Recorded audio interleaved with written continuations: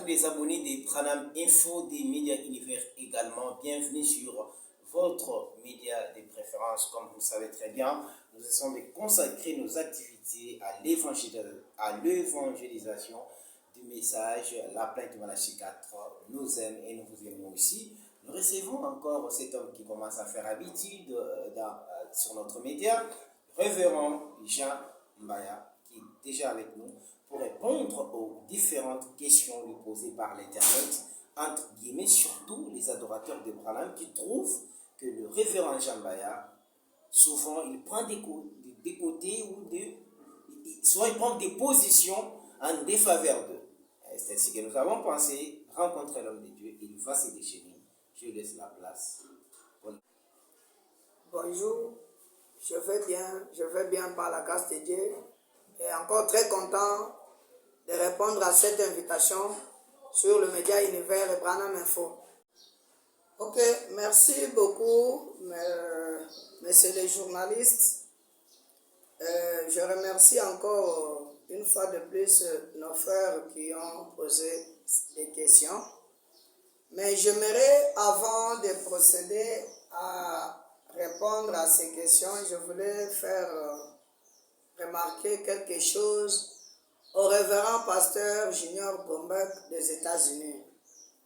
Celui dont j'avais suivi sur son émission qu'il avait postée sur le média Branham Info dernièrement. Il nous avait lu une très très belle citation selon laquelle on ne discute pas avec frère Branham. On ne discute pas avec frère Branham. J'avais dit amen à cette citation et j'avais trouvé que le révérend dans son émission, il voulait juste aussi tirer les oreilles des gens qui prétendent corriger les prophètes, qui ont ces sentiments-là et ces courages-là de dire qu'ils ont corrigé les prophètes. Alors, j'aimerais lui faire remarquer aussi qu'on ne corrige pas une erreur en commettant une autre. On ne discute pas avec frère Branham. Il l'a lu, nous avons dit amen. Mais frère Branham dit ceci dans la parole parlée et la sémence originelle, au paragraphe 22. Frère Branham dit ceci. La parole parlée et la sémence originelle, paragraphe 22.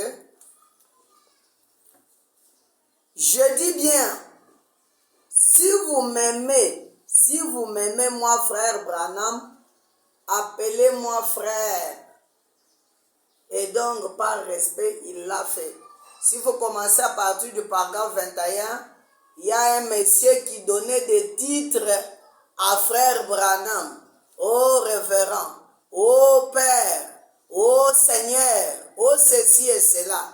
Frère Branham dit, si vous m'aimez, appelez-moi frère Branham. Mais notre frère, il appelle frère Branham Seigneur. C'est qu'il veut lui-même discuter avec frère Branham à ce sujet. Ou soit il est en train de montrer qu'il n'aime pas frère Branham.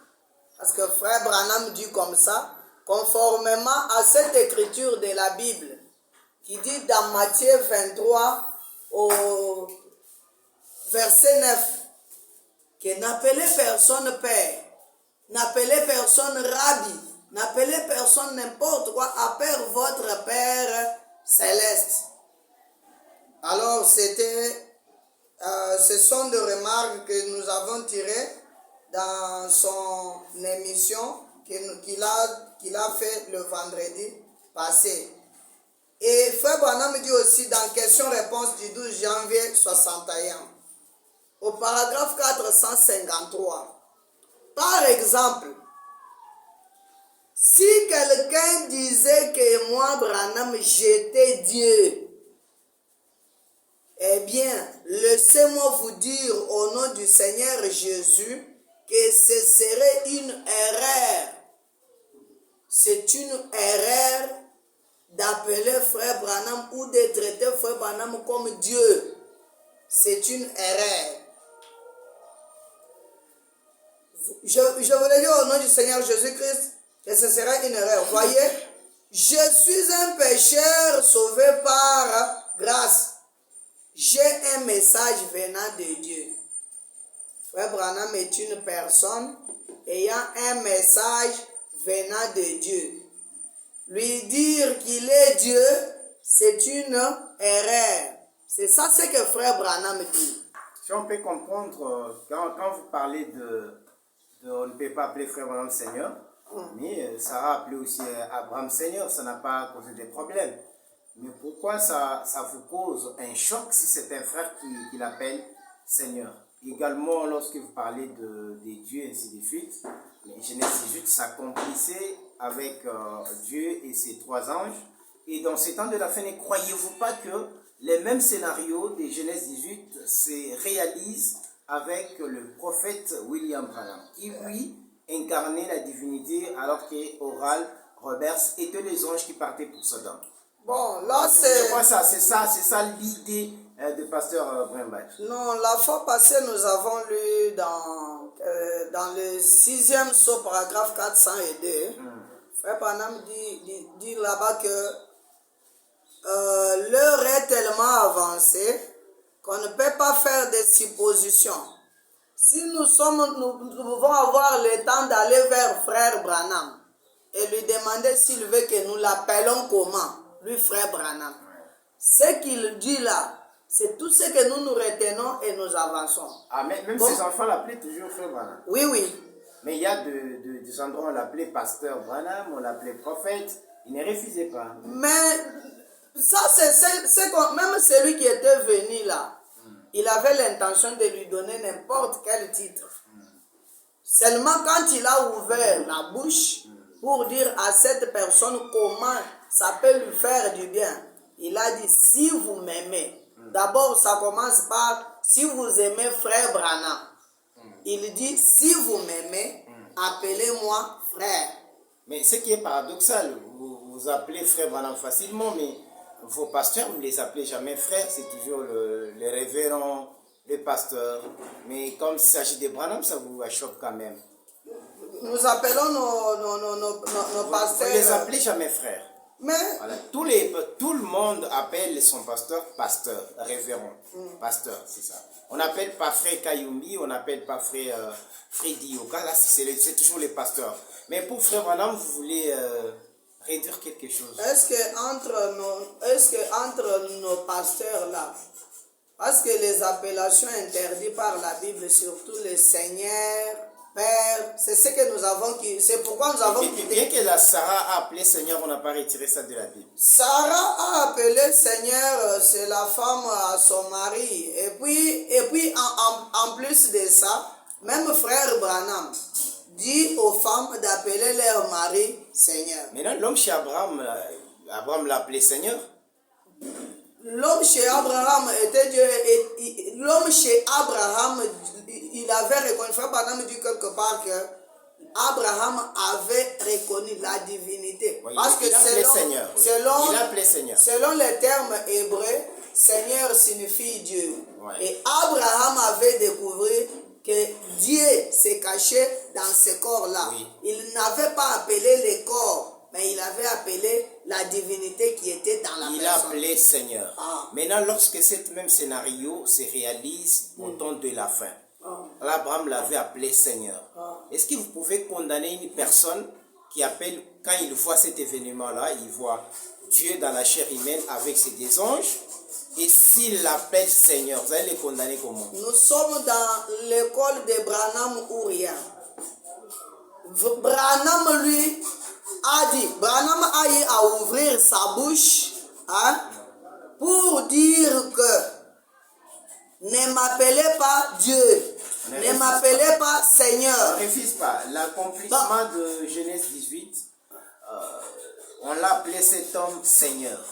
Maintenant, frère Branham a dit que cela va se répéter dans les derniers jours. Et nous croyons tous avec vous que Genèse 18 s'est accompli avec Branham, Oral Roberts et Billy Graham. Voilà. croient, ils sont là connus. Mais non, comme il était appelé au début Seigneur, pourquoi lapider la personne qu'il appelle aujourd'hui Seigneur? Je lui lapide avec autorisation des frères Branham. Je dis bien que normalement quand on lit Branham, on passe à d'autres choses. Ouais. Je dis bien que celui qui dit c'est Branham, ce n'est pas moi. C'est pas moi qui refuse. C'est Branham lui-même qui dit ici que si vous m'aimez, si Junior Brombeck aime Branham, hein, appelez-moi frère. Là, c'est Branham qui dit, ce n'est pas moi. Mais ça ne fait pas un péché si quelqu'un l'appelait pasteur ou prophète. Non, ça peut, non, il n'est appelé pasteur. Le pastorat, c'est un ministère. Ouais. Être prophète, c'est aussi un ministère.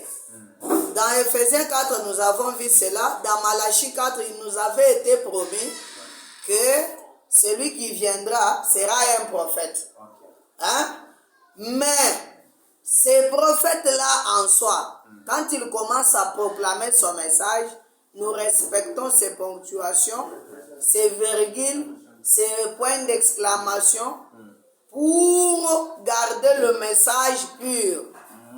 Moi, je ne peux pas commencer à appeler Branham Seigneur parce que Brombach l'a appelé. Non, parce que le pasteur Brombach a vu Branham accomplir les signes d'immersion, textuellement les tableaux qui étaient chez Abraham.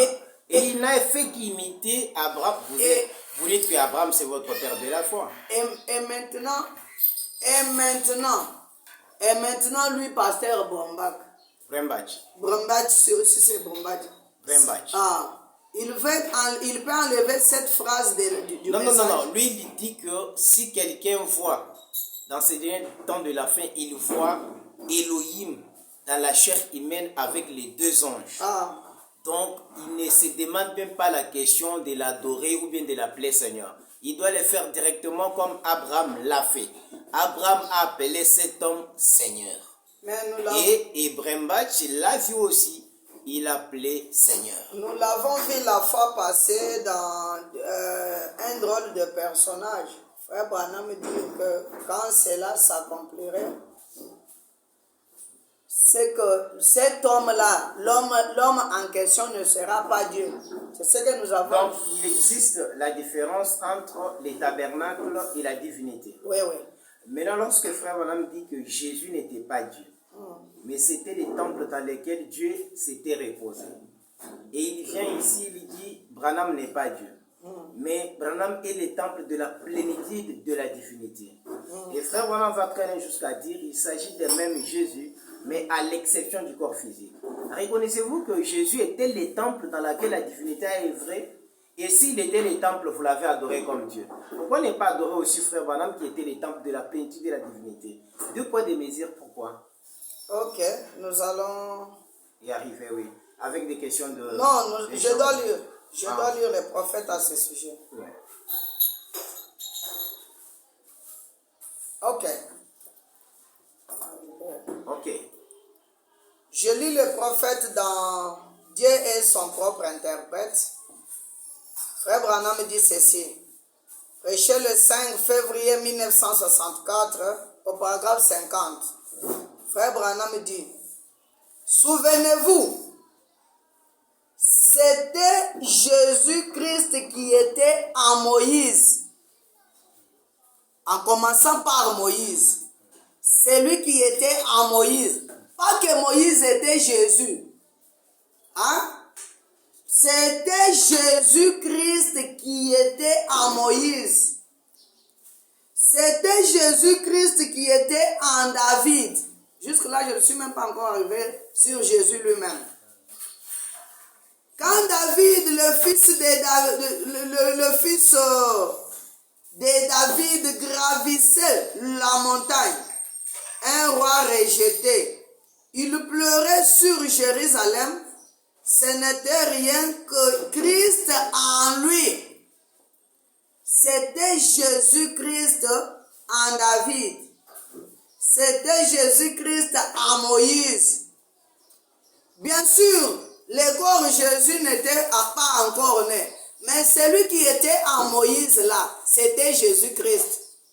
Et frère Branham dit que celui qui était chez Abraham n'était pas Jésus. Ok, c'est ce que frère Branham dit. Ouais. Effectivement, les corps n'étaient pas Jésus. Mais c'était Branham. Mais celui qui était chez Abraham, c'est qui?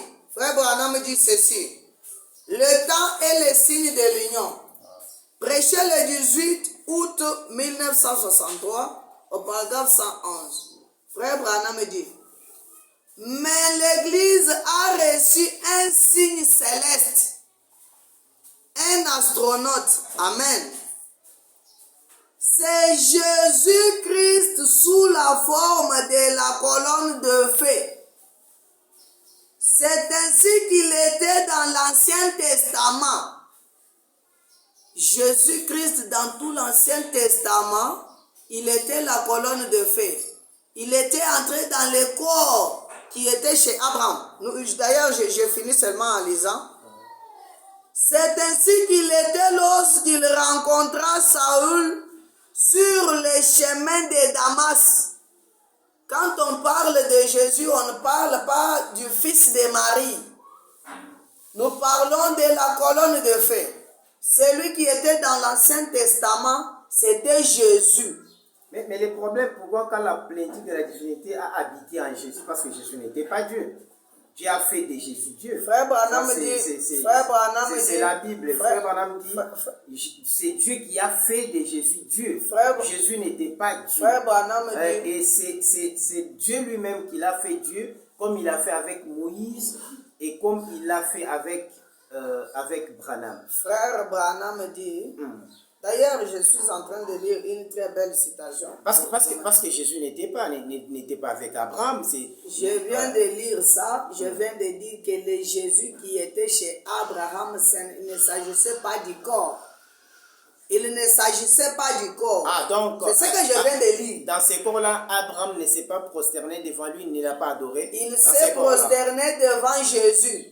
Frère Branham dit. Frère Branham dit que celui qui était chez Abraham n'était pas Jésus. Frère Branham. C'était Elohim dans la chair humaine. Il parle de Jésus, la colonne de feu par rapport au corps Jésus. Le corps Jésus, c'est un corps qui a eu un commencement et une fin. Comme frère Branham le dit. Mais celui qui habitait ce corps, en commençant même par David et Moïse, d'après ce que nous venons de lire, frère Branham l'appelle Jésus. Maintenant, comment comprenez-vous que Jésus, qui vous glorifiez comme Dieu, la plénitude de la divinité a habité en lui à l'âge de 30 ans, comme le dit frère Branham, mais William Branham, dès sa maternité, presque 5 minutes ou 5 minutes avant, la plénitude de la divinité était déjà en lui. Alors que pour Jésus, frère Branham dit, c'est un garçon, n'était pas Dieu, jusqu'à l'âge de 33 ans, et qu'il est devenu Dieu, et que la plénitude de la divinité est entrée en lui. Entre les deux, et frère Branham évolue beaucoup plus, il dit, dans son ministère, tout ce que lui a réalisé, tout ce que Dieu a réalisé dans son ministère, ça a eu beaucoup de succès, et ce qu'il a eu avec le Seigneur Jésus-Christ. Jusqu'au point où vous devez répéter. Jusqu'au point où il dit que Jésus, Dieu, a eu beaucoup de ministères. Il a dit Jésus dans mon ministère que dans qui? Frère Branham dit ceci, cette citation est comme ça. Ouais. Jésus a eu plus de succès dans mon ministère, plus que dans son propre corps. Okay. Le corps de Marie, c'est le propre corps de Jésus. Il a utilisé le corps? Il a dit plus de succès dans mon ministère, plus que quand il était ici sur la terre dans son propre corps. Voilà. C'est que le corps de Marie, c'est le corps de Jésus, le corps propre à Jésus. Et le corps de frère Branham, c'est le corps que Jésus a utilisé comme un corps intermédiaire pour nous visiter, nous. Il appelle le corps de Marie son propre corps, alors que chez frère Branham, il a utilisé seulement son ministère, le ministère de frère Branham. Jésus utilise ça et trouve plus de succès que dans son propre corps. Et c'est ce qu'il est en train de dire. Malgré que vous avez compliqué juste la question, c'est la même question, mais je vous ai déjà répondu que le Jésus dont il est question, il s'agit de la grande colonne de feu qui habitait le tabernacle en commençant par Moïse, David, Jésus, frère Branham. Mais l'homme, la personne là de la colonne de feu, frère Branham dit ici, dans les signes, les temps et les signes de l'union. Avant de lire, je profite de poser cette question en même temps pour vous permettre de lire la citation et puis on doit passer à autre chose. Quand vous parlez de la divinité, ces citations, vous la lisez, après, vous parlez même pendant 1 minute, on peut passer à notre sujet. Ok. Voilà, vous pouvez avancer, lisez la citation. Ok.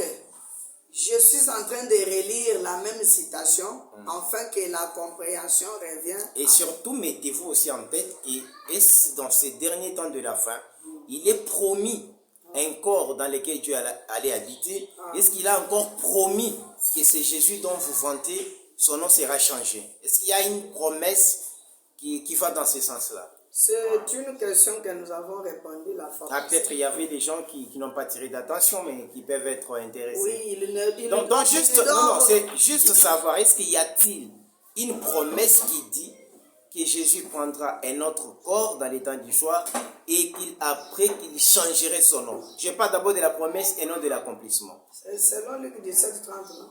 Ouais. Selon Luc 17, 30, Jésus vient. Comme dans Luc 17, 30, il s'est formé un corps. Ouais. Il est entré dedans.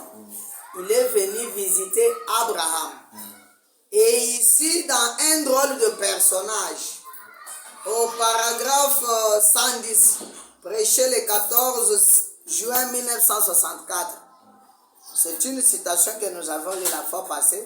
Nous réalisons pour la meilleure compréhension. Et nous croyons que Dieu doit être manifesté dans ces derniers jours parmi son peuple, à la sémence élue comme devant Abraham, selon la Bible, sous la forme du prophète. C'est tout à fait conforme à la parole. Non pas que cet homme-là est Dieu, mais le don est Dieu. Donc, comme Jésus n'était pas Dieu, mais c'était les dons qui étaient en lui qui étaient. Et les dons qui étaient en Jésus habitaient cette colonne de feu qui a habité en frère Branham. Donc, Jésus était aussi un corps. Donc, ce corps-là n'était pas Dieu. Maintenant, ce corps-là, cette colonne de feu, frère Branham appelle ça Jésus. C'est là où se pose mon problème. Frère Branham dit, l'Église a reçu un astronaute. C'est Jésus-Christ. Cet astronaute-là, c'est Jésus-Christ, sous la forme de la colonne de feu. Entre Jésus et la colonne de feu, qui a existé avant l'autre? C'est la colonne de feu. Ok, mais alors? La colonne de feu, là, existait sans Jésus. La colonne de feu s'appelle Jésus. Nous sommes au temps du soir. Nous sommes dans le temps où le mystère sont révélés. Si la colonne de feu ne portait pas de nom dans l'Ancien Testament. Qui était avec Moïse, c'était Jésus. C'était Jésus. La colonne de feu là. Oui. Les logos. La colonne de feu, c'était Jésus. Mais quand on parle de la créature, Jésus qui est le Fils, qui créait avec les pères, croyez-vous qu'un jour Jésus retournera les pouvoirs à Dieu? Je dis bien, nous sommes au temps où le mystère sont révélés. Ouais. Parler de Dieu. Ok, Jésus retournera le pouvoir à Dieu. Mais le Dieu qui est son nom. Je demandais si ça c'est possible. Non. S'il y a une écriture qui prouve que, à un certain moment, Jésus va retourner les pouvoirs. Est-ce que vous savez que d'abord, tel que moi je suis là, moi je ne parle pas de Dieu dans bleu. Ouais. Moi si je veux bénir, je bénis. Que le Seigneur Jésus-Christ te bénisse. Parce que le nom de Dieu est connu. Frère Branham dit, dans un homme qui fait la face de la terre. Là, je peux profiter, vous poser cette question et marcher qui concerne les noms. Et vous pouvez marcher peut-être avec ça. C'est Frère Étienne, hein, qui dit, Étienne qui dit, quelle différence y a-t-il entre, voilà, il dit, quel est le nom qui est révélé aux alentours de 1909 pouvez lire. Ok. Je vais relire la citation dont le frère Étienne nous a envoyé. Nous lui remercions pour la question. Ici, frère Branham, voilà la citation, je lis ça au devant de tous les internautes pour voir qu'est-ce qu'il en est. L'âge de l'église de Fès, prêché le 5 décembre 1960, frère Branham dit ceci au paragraphe 67. L'âge de l'église de Philadelphie fut l'âge de l'amour fraternel, le glorieux âge missionnaire, l'âge de la porte ouverte. La récompense était d'être une colonne dans le temple de Dieu. La révélation des noms de Dieu devait se faire dans cet âge. Il se termina aux alentours de 1906. L'âge de Philadelphie se termina aux alentours de 1906. C'était un âge glorieux dans lequel il y avait la révélation des noms de Dieu, les noms au pluriel. Lisez votre brochure, c'est les noms au pluriel. Ce sont des noms de Dieu au pluriel. Mais c'est William Marion Branham au pluriel. Là, ce n'est pas... Comme l'avouent les autres. Mais c'est les journalistes... Comme les avouent les adorateurs. Pour eux, les soutiennent, disent que c'est effectivement les noms au pluriel. Et ces noms-là, c'est William Marion Branham. Mais c'est ça la folie. Donc, c'est pas Jésus. On dit Jésus n'avait qu'un seul nom. Maintenant, nous allons lire frère Branham lui-même à ce sujet. Qu'est-ce que frère Branham dit à ce sujet? Selon d'abord la citation.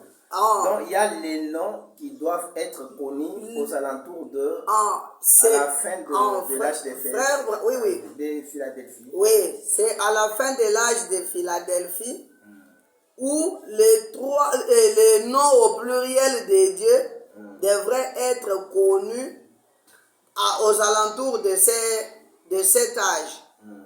Alors, frère Branham dit, dans l'âge de Philadelphie d'abord,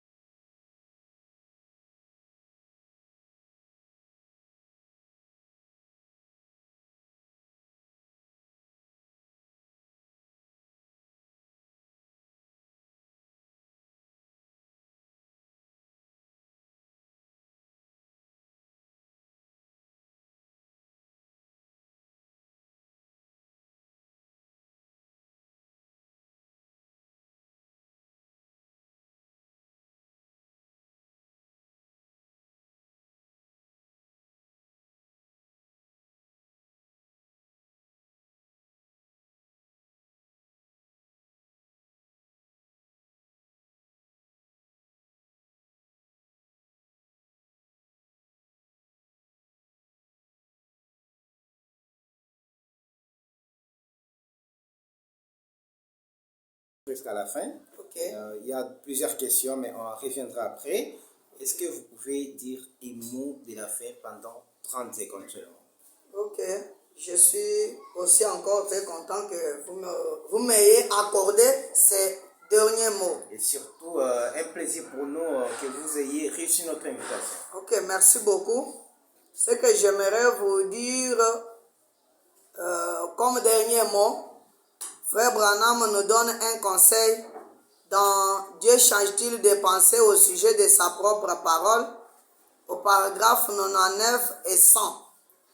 Frère Branham dit, si vous acceptez une erreur, cela vous introduira dans une autre erreur. Et vous partirez ainsi, alors vous ne ferez qu'aller d'une chose à une autre. L'unique solution que vous pouvez faire, il n'y a qu'une seule chose à faire, c'est d'effacer l'enregistrement et recommencer au début.